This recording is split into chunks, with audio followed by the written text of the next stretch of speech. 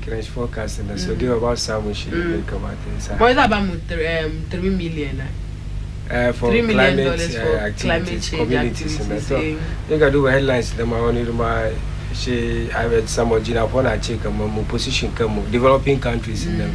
So yes, we assess 120 billion climate funds in the developed countries in the Sukaji.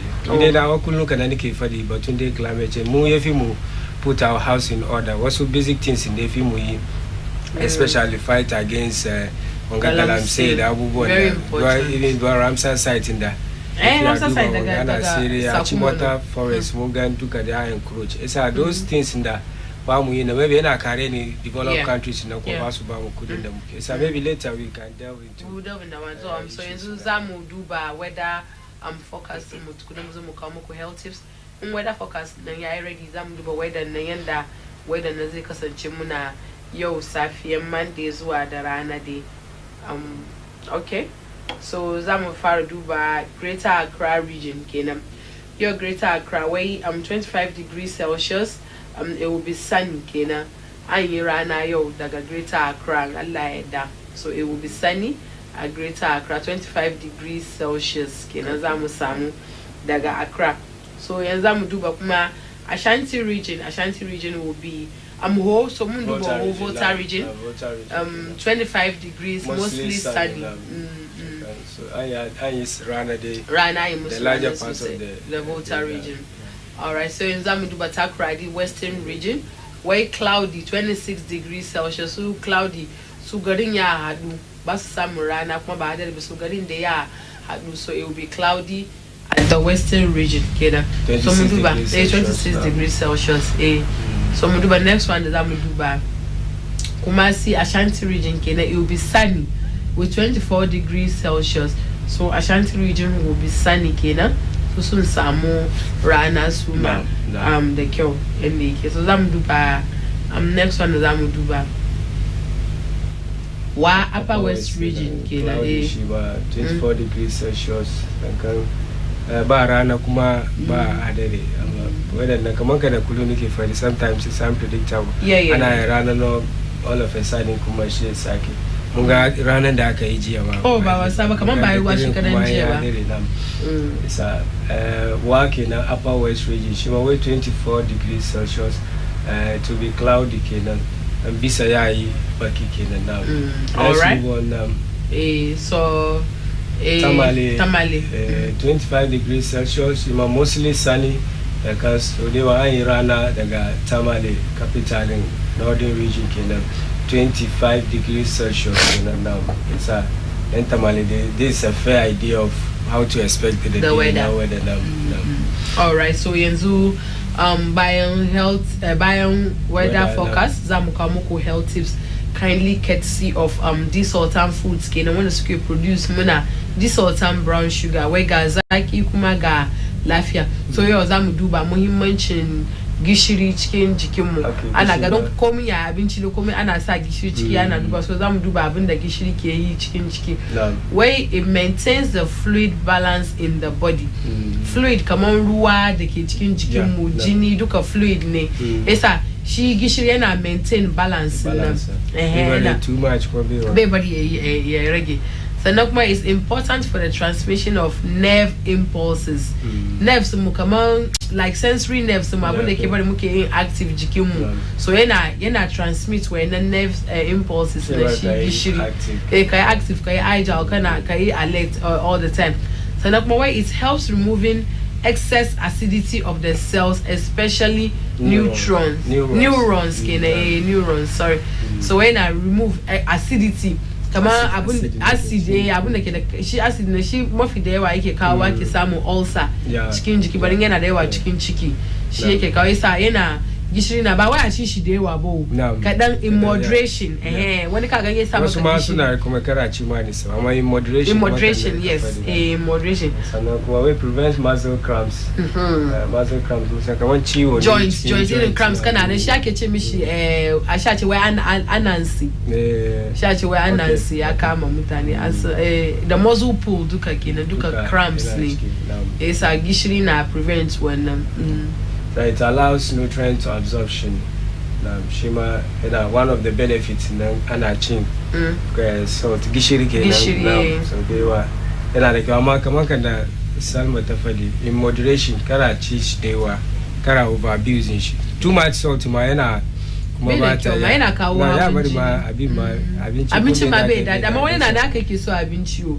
komin ya ka dafa abinci ya kara table salt kai boban sabon ne ka maybe taste gland ne shi kowa da nashi to kyau sosai sabarin mu run it through again where it maintains the fluid balance in the body.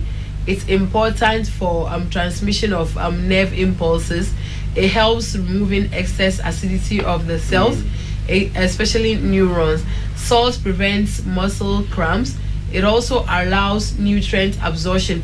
Yes, health tips in the muke kawo muke okay no wanda suke taimaka mana muke kawo muku wannan health tips shine desaltan food masu produce desaltan brown sugar kenan. Desaltan brown sugar wai ga zaki kuma ga lafiya. Isa karshen health tips da zamu kawo muku yau kenan.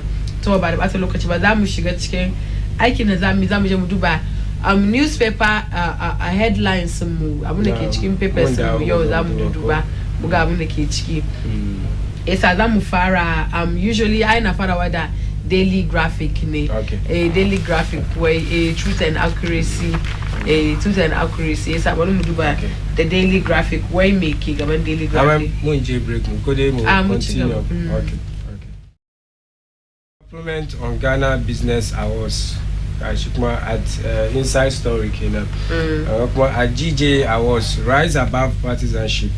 NMC Chair charges media as Porsche Gabo wins Journalist of the Year. Porsche Gabo demusang journalist linda news anchor tana TV3. Oh yeah, TV3 take the Journalist of the Year. Kuma well deserved. Yeah. Over the years she's been doing a lot. Sannan kuma BOG denies financing government 70 billion Ghana cedis. Anakwa Kanu labarai na page 49 na daily. The daily graphic is very you usually Mondays I can be stories na da yawa kuma ke. Sannan kuma position yourself to benefit from 20 billion climate fund. Dinapo tells developing countries now. Wannan Kanu labarai kuma yana page 16 na daily graphic now. Position yourself. Bari mu duba kuma da Ghanaian Times where at GG Awards night support economic recovery plans. President tax journalists and Samukari Labari at page 16. Sanokma Jinapo Kerry to co-chair first ministerial meeting of Forest Climate Leaders Partnership. Sanokuma CRI drags 3 teachers union to court over strike. Shima and Samukari Labari.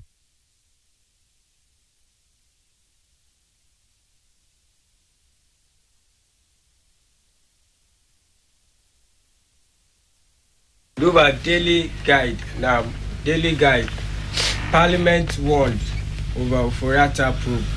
Kanu labarai na page. Wanga batunde vote of censure da muka san Speaker of Parliament ya refer to wani ad hoc committee wanda ayeni lawyer de ayeni da Katie Hammond za su chair wannan ad hoc committee batunde yanda za ya cire finance minister shi yana mini aka bada wani yana min kukuba kuke ne wannan magana we like suna yourself powers in Shiraj kenan Shiraj if you wannan ba parliament ba it's a usurpation of powers na Shiraj kenan so we parliament won over Foriata probe dan kan ba su da hanya su probe wannan batu Foriata da suke so su cire da Shiraj if you wannan according to kukuba kuke nan sana kwa government sells Sagleme to developer.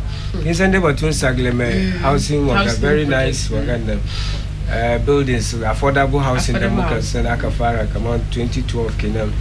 Kanu labaran da yana page 3 to government we pay the assessment suka yi suna ga kamar it's better they sell it off. Mun zo mu duba wannan kuma whether it was the right decision ko dai wani abu ne because of politics aka doki aka.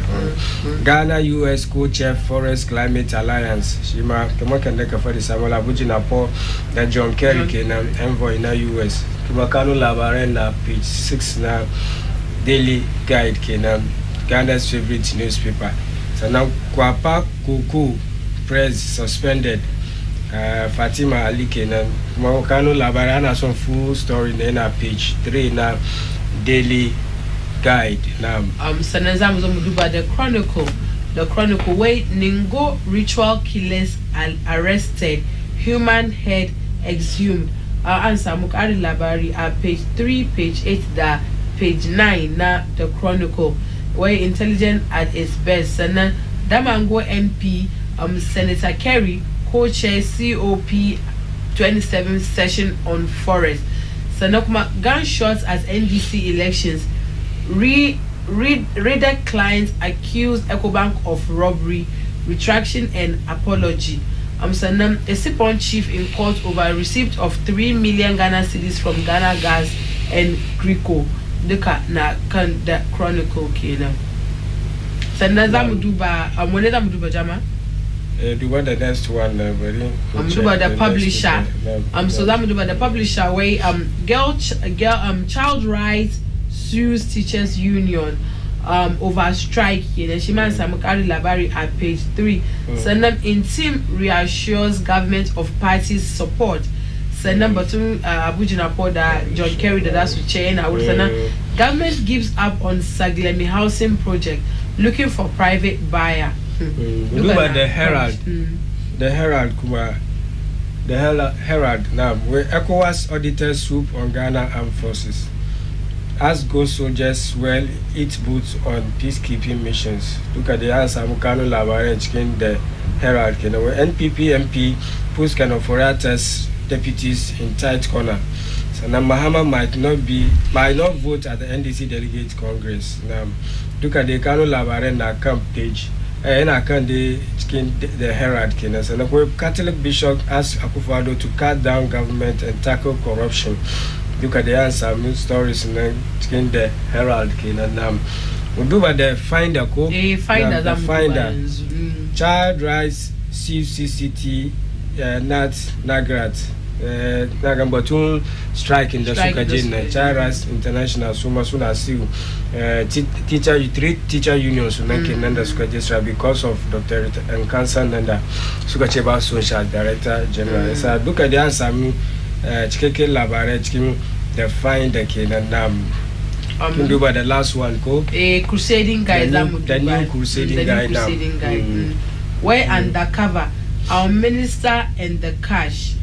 Story na page 3, the page 10 kina and the cover na shike. Sir, anas the premier. Anhana shi. We so kuma resend one decision. Some letter as we international conference center we somebody we one misunderstanding the academy to cover the talk.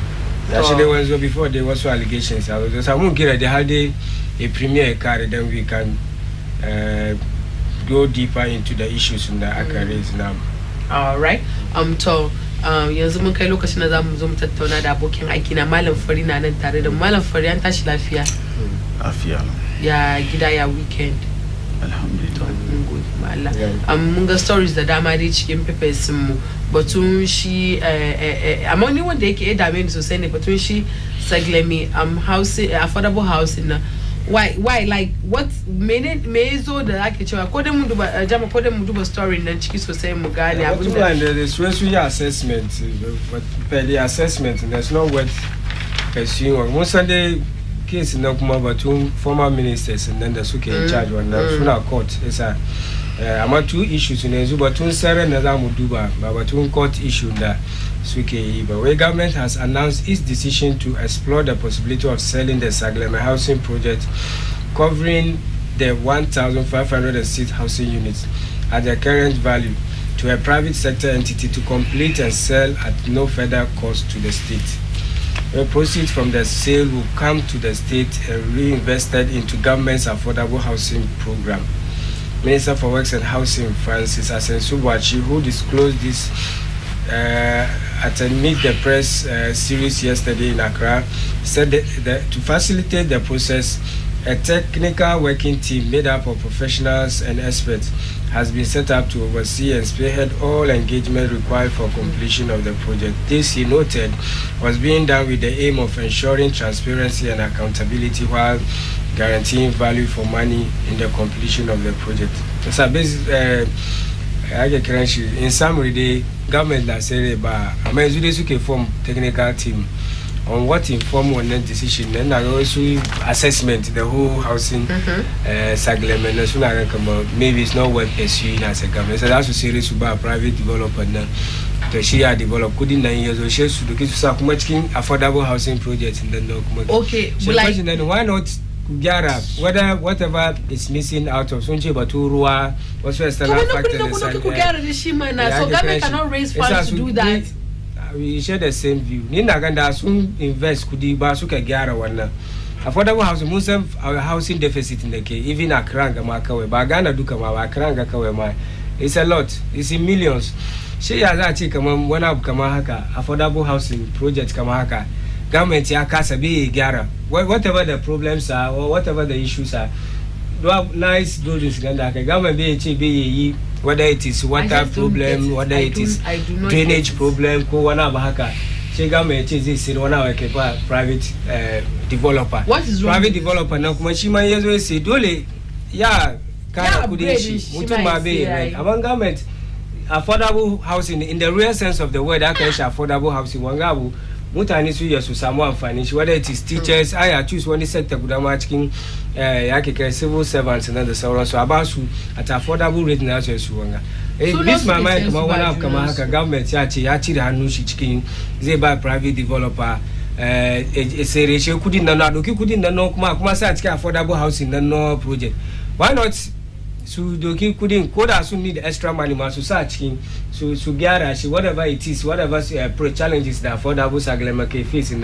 so gyara da su face one challenge so gyara da shi su repair all the damage in the maybe suke ce kaman yanzu aka suna gwada hana bita wutan kan baya stay cikin kenan me yasa why not ku gyara shi kuka gyara shi ku ba the average guy she private development na za ba shi nan she like is where is on habitable ko yanzu aka baya so amma shi dai in ya karbi da shi yayi bari a zauna ciki you see that's why to me sa government to ba su gyara zauna ciki that's the issue because this is a huge project 1,000 unit ko 5,000 money wanga dai wallahi is politics wanga dai is just pure witchcraft that's all I pursue Musa Collins Dauda they had issue with Enzaka court issue na court but tunde saglemenga they can pursue it was sooner renovation go sooner gyara to make sure there is habitable mutu ya estate cikin average Ghanaian ya afford the issue wanga maka this is a very huge project kuma yana outskirts of Accra ne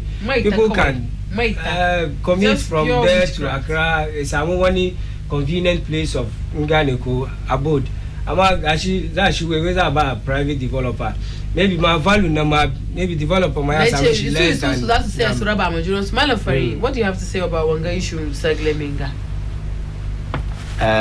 no for kunachi but in Saglemi I think muni magana ngaya dedi but then this new story is about going forward the end the government abin da di ya bar kar buildings na ya zamna wurin ya rot away cikin daya da abin da gwamnati ya ga kaman iyayi dai maganci wannan matsala ne ya dauki ya sa annun private sector yaso abubuwa da ake yi na gine-ginen da ba kare ba su sa kudi ciki su kare ginawa. Now one thing that has been established now is the fact that in Ankarima it is no longer an affordable housing unit that can be afforded by the ordinary person in Ghana.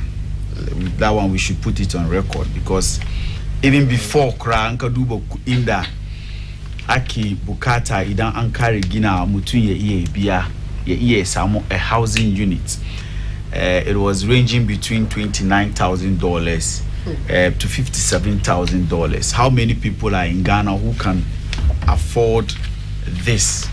So clearly, as it has been done before, anytime the government is chidisa kudi chicken gine haka don ye gina aba talakawa domin idan ci abu affordable an yi ne domin wanda bai da babban kudi da dai je sai kasa yayi gini cikin gaggawa ya kashe kudi ya bata kudi kai ya gina gida da yake so ya zamna ciki da dai shi shi yasa ake cewa housing affordable housing kuma yau ya fara ba ya fara tun zamanin da na ce Ghana ga our only attempt to build affordable housing that is successful was under Nkrumah yon kaje dan suman it is there kaga mutane da suke zama wurin na ba mutane bane da inda classifying so they don't belong to the elites in our society.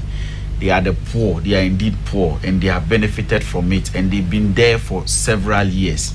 Nkaji tema various communities in the Nkrumah yi ancha amfani shi.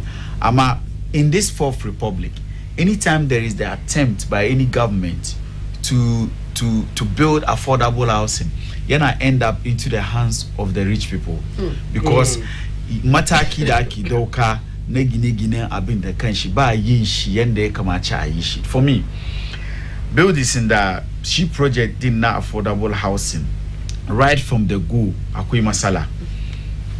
Shi jama ya ce yanzu ma ana kotu ana ga yanda da bida maganan da yanda maganan di kasance domin adadin ginin da aka ce da yin ba shi muka gani ba kuma da aka zo da ba mu bayani an ce an doki wani kuɗin ne aka gyaggyara wurin tukuna aka fara gini shi sa kuɗi adadin kuɗi almost $200 million da aka sa ciki ba mu san inda kuɗi ya bi ba an ce da yi 5 million ko 5 million housing 5,000 housing units amma yanzu da muke magana ga an wanda aka yi bi kai ma 2,000 ba shi sa masala ne da muke da shi banza ja santi we yanjinan krani mu entity krani but abu da ni dan gaya ne a time has come for our governments to depart from this madness. I call it madness because nka duba kowane gwamnati yazo yana try in their bid to solve that housing deficit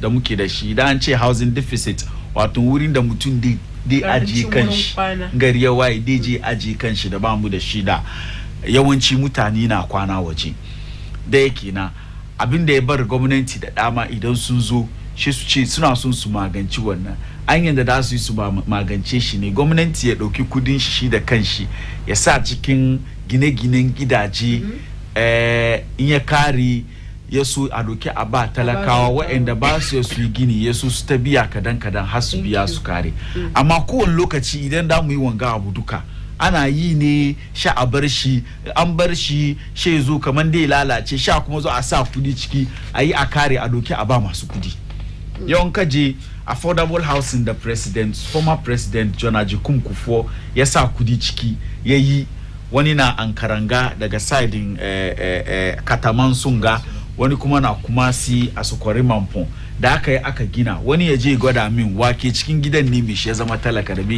gini kanshi ana yi ne a kare a ba in siyasa da influential people da suke sa kudin su cikin siyasa suna taimakon yan siyasa su ake doka a ba so a time has come for our governments to depart from that and how do they depart from it ya kamace a review wannan policy da ya zama kaman blueprint any government da ya zo fa kake baya baka mamaki ko an yi election yau an saki gwamnati the next government that will come because that sector yana ba su dama na kashe kudi su ci su sa kudi cikin algifun su shi ma ya ce yayi wani sosai domin we have not learned any lessons from the Kufuor affordable housing and we went and did Saglemi. At the end of the day there are a lot of issues. At the end of the day wa'anda ya kamaci su ci amfani shiga shi yau dangane da shi wannan story da yazo kaman da doki a ba private sector ban sama sun ci amfani shi ba domin yau ka doki ka ba private sector in yazo ya kare ma yace dai sayar housing unit da ma $20,000 Ghana munga the rate of CD and dollar. How many people can afford $20,000 worth of a one bedroom housing unit? That's 29,000. Let me even give you the right price. That's 29,000. How many people? But let her achieve. May she afford 54,000 or 55,000 two bedroom. Buy yawa. She said abun nene yakamachi a bar wannan. Gwamnati zaka je ka sabida samun kasa na da wuya. I mean land tenure system cikin gari mu ga ba wanda who doesn't know that the land tenure system in Ghana is problematic. Very.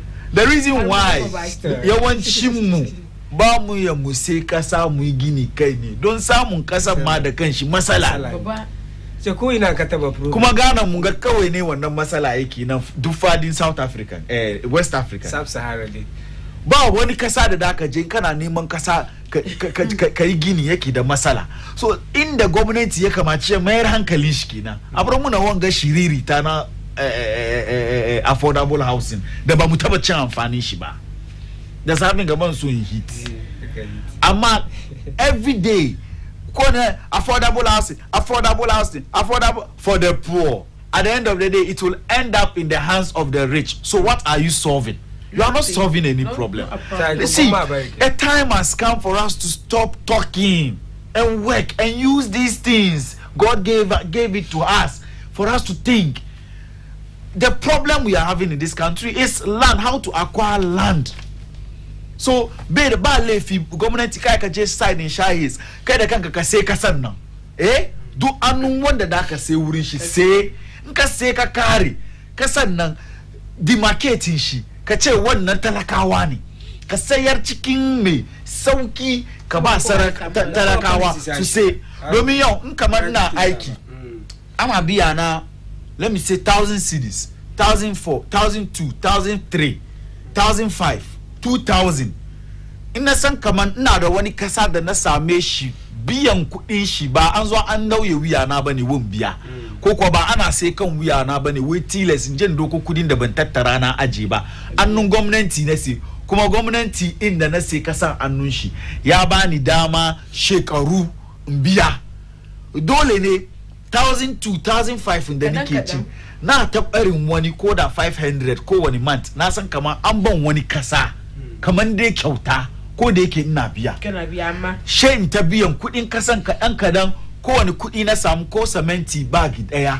shin jinsi to ta kan wannan kuma zamu ce wa gwamnati ka gani ko dole ne a depart kan wannan a create enabling environment in kayan gine-gine ne in kasa da dai gini ne je in kasa ne samun shi ke da sada a nemi wani anya da doki ma jan kasa ma a yi gini mutane su samu su yi gini yaso kowa ya gina gidan shi don yau masu kwanciyar hankali kasan munga su ne waɗanda suka sai kasa suka yi gini domin abu da ke da fitina ne in ka tashi baka san ran da mai gida dai ce ma fita cikin daki na ba abinda ke guda kuma da ke da kwanciyar hankali da ke ban mutum hankalin ka kwanta ne ka tashi ba ka tunanin rent da ka biya balle ma ka je ka yi tunanin mai gida shi yasa maganan nan duka kenan ya kamaci mu difa don har wayo mu ba mu ga amfani shi ba Kufuwa yayi Rollins yayi Mahama yayi gana Mahama an doki an ajiya ana buga don komi ana buga bell kan shi gelen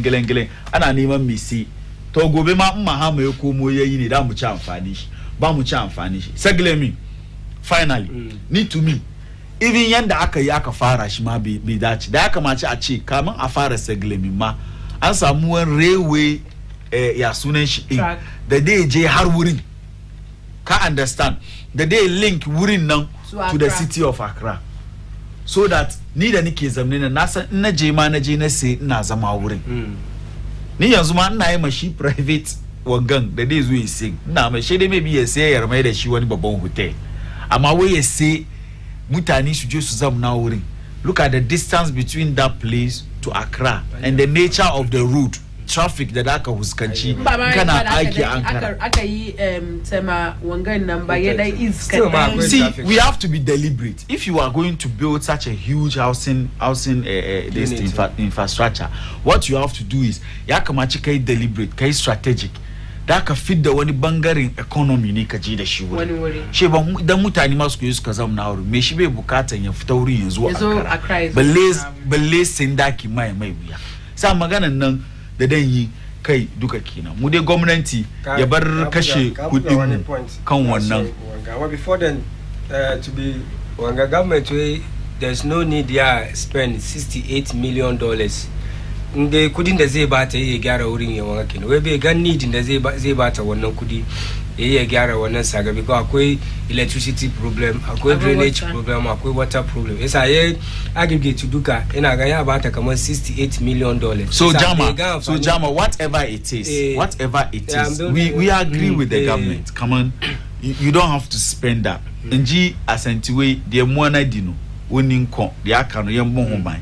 Now what we want to protect is the fact that we don't want to see the government even spending 1 cedi in any affordable housing. Yeah, because the essence in that fail. So what we want the government is going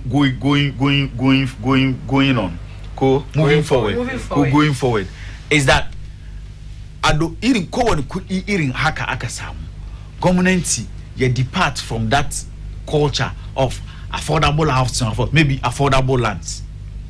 Point in then as story masuni but Rent Act when I got a cabinet soon I can day but Rent Act kuma very important. Rent system musan garin gaba yi ba.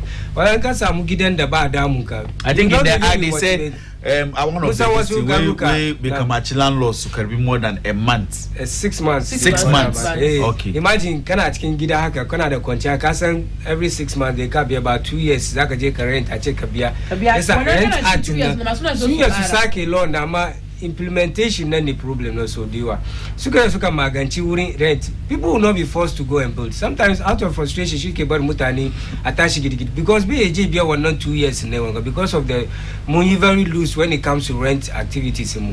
Yanzu aka kaje rent ake kiran shi rent control ma issues dey wa ba su suna solve amma aka yi laws na aka kare implementation na the problem. Landlord ya ce kaman ba government ke say me block or cement be sabe a dictate me.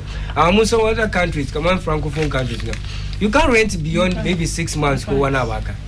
Amma garin ga wani ya rent baka 2 years 5 years kaje ka biya kudi da yawa.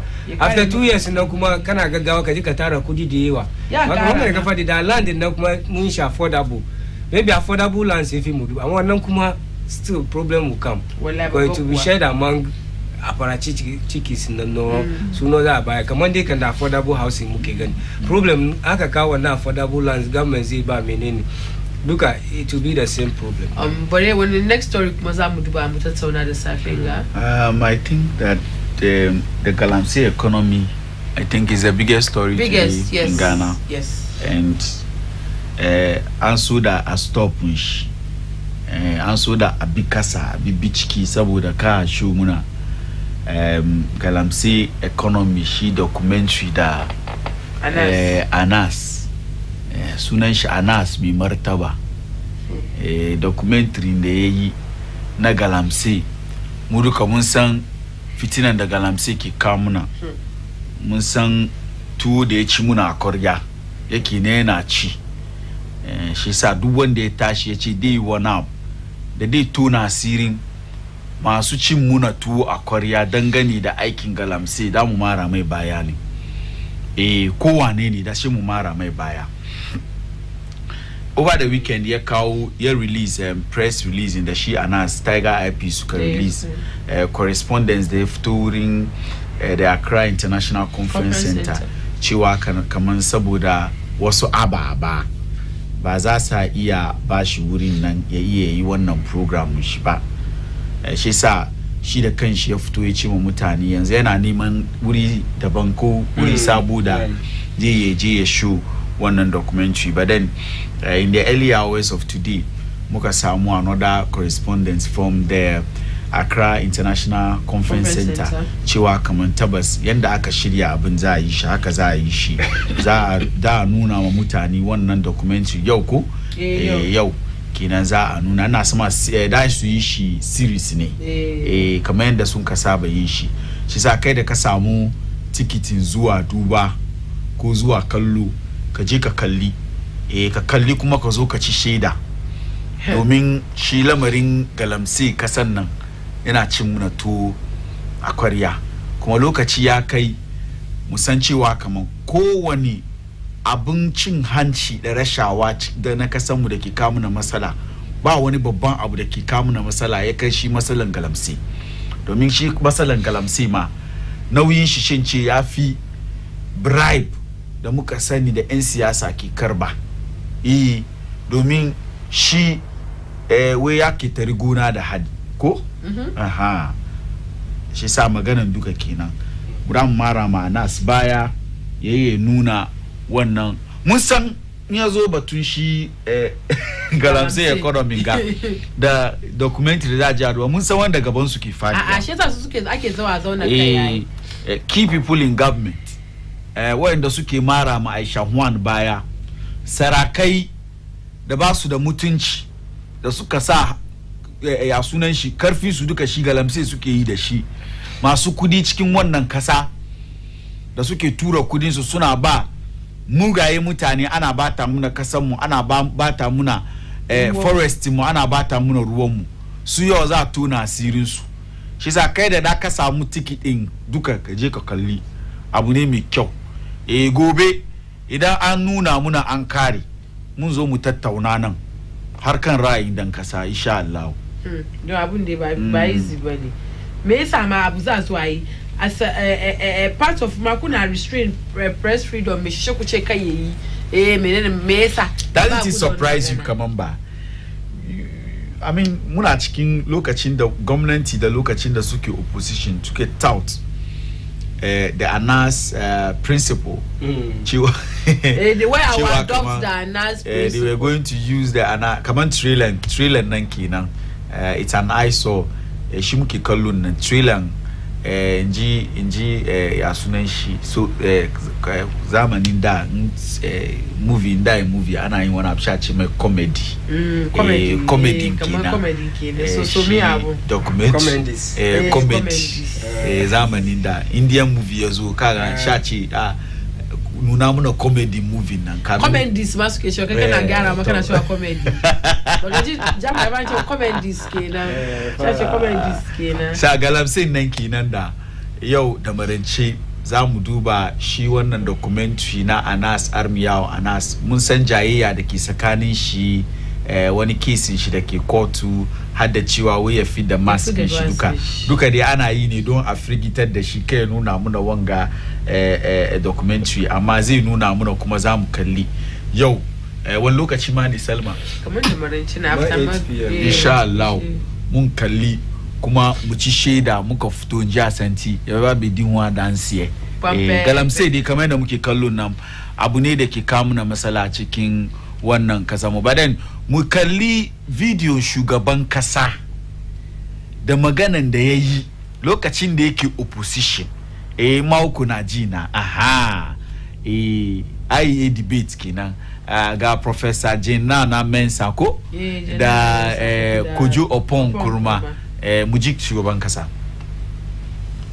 specifically mentioned corruption within the taxation system. What exactly will you do to stamp this out?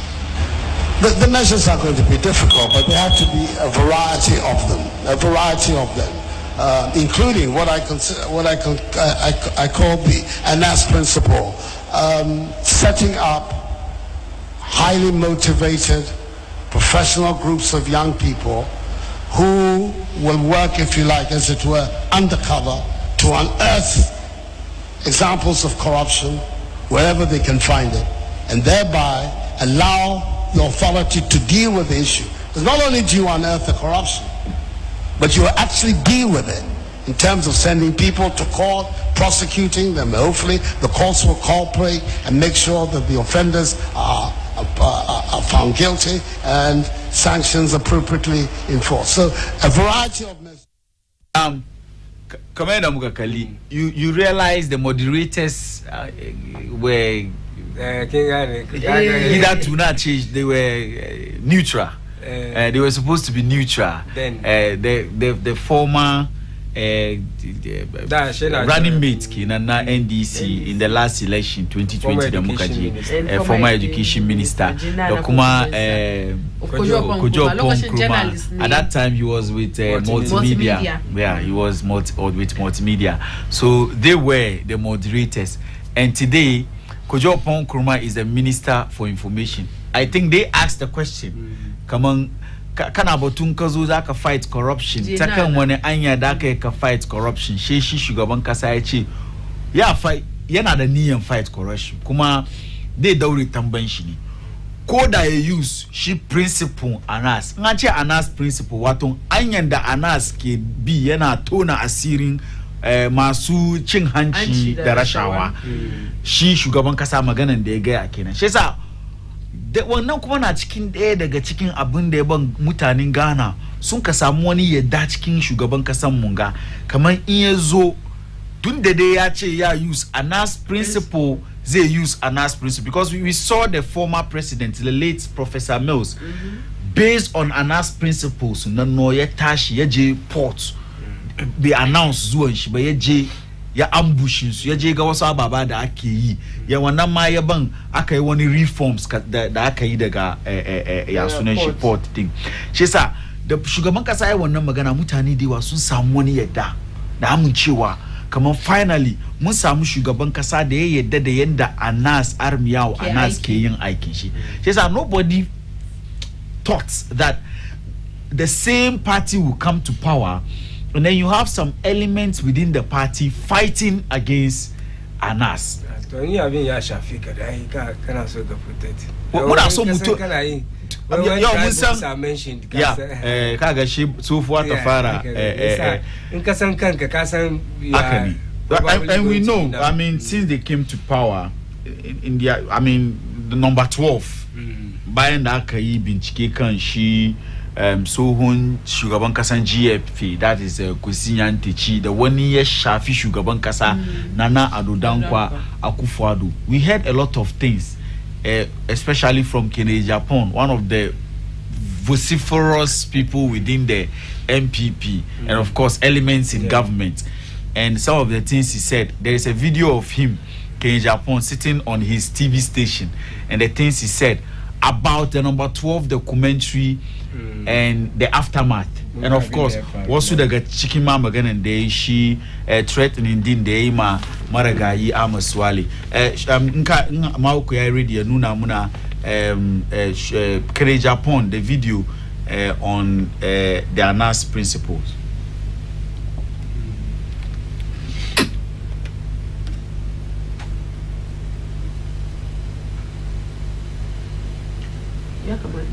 Very disturbing. Something me by. I don't know see if I can once but you see what has happened. And you go sing one and paying for the breeze who come home. They should bow their head in shame, down their head in shame from all across and be seen. In such a way, say everybody is afraid of me. Sabidia, me na be kanu kura wa Ghana. Meanwhile, adia me yen worse than who. Person Ghana 14 years. Why I have a problem with Anas? Tell us. Opanyine. In 2016, was an investigation about Mahama boys. Me bisa Anas say, I didn't see one for video now out. How much money changed hands? Anas should come and tell Ghanaians. Anyway, let me tell you, boy, be your friend Ahmed. Or back, what promises her baby are, Moshino. Why we are what the idea Ababaha. Boy, we are very dangerous. What in Madina Haya? We shall baby a panasu or buy your promises are the say. Me, Mumono, near baby Amitia. You are a bat. Sa Ahmed, no, Musho, more pictures in the area. Baku the Desmond, made in the pictures, baba. Daniel, made in the pictures, baba. Sam Larry, made in the pictures, baba. Raman, made in the pictures, baba. Well, some of the Yasunenshi Yaki, the Mukagang Manyan NPP at that time, Sukatashi Suna Suke Yaki Anas, dangane da aikin da yake yi don yaje ya shafe su. Lokacin da suke opposition dai yake yana shafin gwamnati da ke kai ne shi shugaban kasa at that time the flag bearer of the MPP ya ce mu da yazo ya use principles on Anas to yau the same principle na no Anas ya sai kai yaje shi documentary mai suna da Galamsey economy duk dangana ya kamaci kai murna da wannan documentary domin shi Kennedy Japan da kanshi ya fito yazo ya gaya muna ababa da ke tafiya cikin gwamnatin New Patriotic Party cikin kan jagorancin shi shugaban kasa Nana Addo Dankwa Akufo-Addo da according to Kennedy Japan ma yaki na galamsey da shugaban kasa Akufo-Addo ke yi ya fi karfin shi cikin maganan da ya ga inde ma ku na ji na play the other video of Kennedy Japan da maganan da yayi kan yaki na galamsey da shugaban kasa Nana Addo Dankwa Akufo-Addo ke yi da ya fi karfin shi. Very disturbing. Time, send me by. I don't know see if I can myself now. But you see what has happened. And you go sing one and pay for the brains who come home. They should bow their head in shape, down their head in shape From all across the ministry. That time. And your ministry didn't go out. Their MPP form paying for. They should stay away. At dear President Akufo-Addo Kaso Benya. They say Akufo-Addo to say a dria is siwa any. Wow. Yes. With the galamsey. Oh. Madam, I'm telling you, main means wrong. Akufo-Addo to what to say.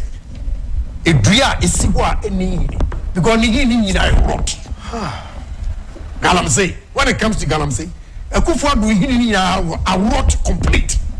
Serious. Na momo tumi kwaji obi machines say onu de onidi now they are mauba please I dey ask na question one woman say ma bay now you can't even talk about Mahama. How can you talk about Mahama? How that time I don't know mum permasem ba me luxury boy and fam make assembly abede ma no be ka bia it comes to well Kennedy Japan now.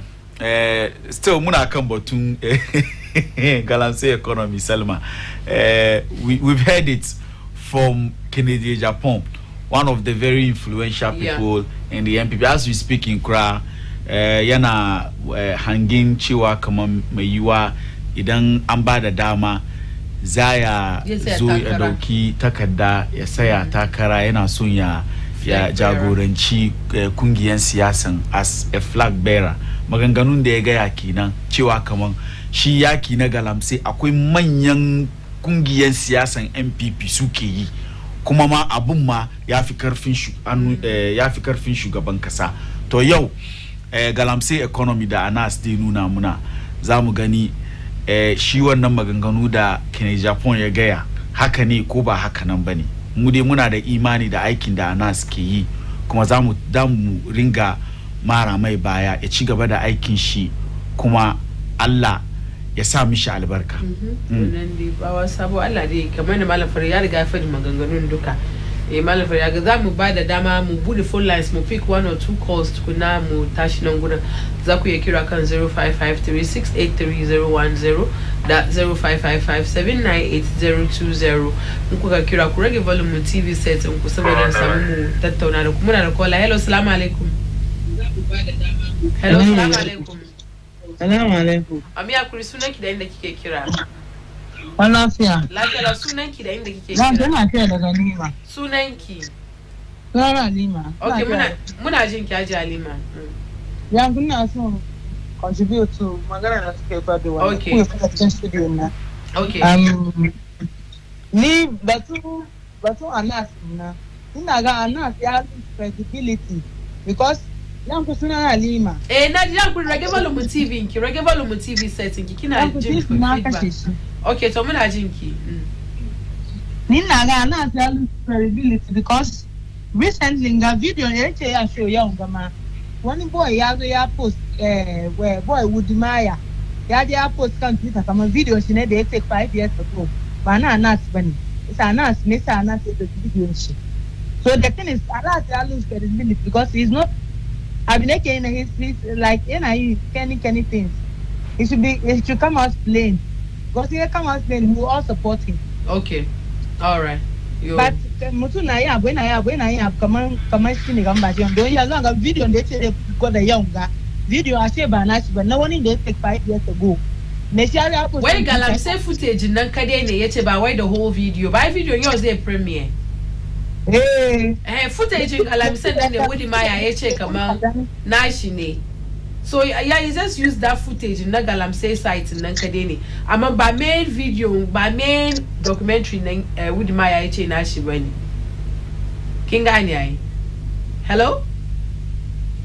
Hello, kamar mun lose wannan kwala na Jalima in kin ya kira back kuma mu ci gaba da magana batun mun tattauna abubuwa da dama.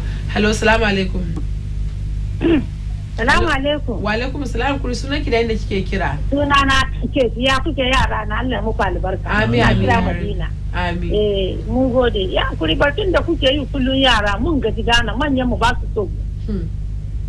Ka gani batun farko da ya ku da ni batun gidajen da aka ce da sayar sun shaida yau duban da muke wala san siminti babana in an doki aka ba talkawa ai talaka ya san zai kwata amma suna raba da wafatin sun yake muna kare manyan ba su so sannan batun ana su kuma Allah ya mishi albarka Allah dafa kashi Allah ya kiyaye shi aikin gan da yake yi yawa na munafunci ga shi wata ma ko an ce ba na shi ba ga ba mu son gaskiya saboda in aku fara dangina ne ina so in Muhammad dangina ina so amma su kai muku mu fadi gaskiya yau gidaje ne zai sai ba wani ne wallahi za su raba su ma zuwa su ne ba su bata mu da gane ne su wuce ba mu sai mun zo mu sani yau ba mutane na kwana waje ba su kudin simiti wurin kwana ya ba mutane ba kwada ka ce wai baka da kudi da jira ma ko kudin da ku boye ku yi amfani da shi sai sa na gode Allah ya muku albarka Allah ya kiyaye ku amin ya rabbi kun sani no kariya suke yi amin mun gode ba hizba ne Allah dai ya gyara mu da lamarin hawa yau da kuna kallon shirin mu na Tsarin Safiya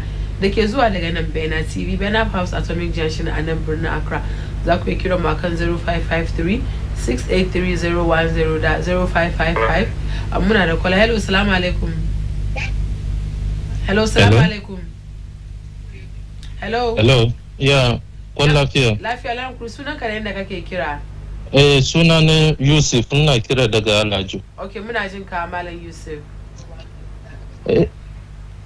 Nace mutumin kunnan da yake magana batun saglemen nan. Kan da yake magana kaman wajen na da nisan nan. Bai fi na wannan komple kaman wajen na da nisa. Akwai wadanda ke fitowa ta mali su zo su yaki daga Accra nan ga. Kullum.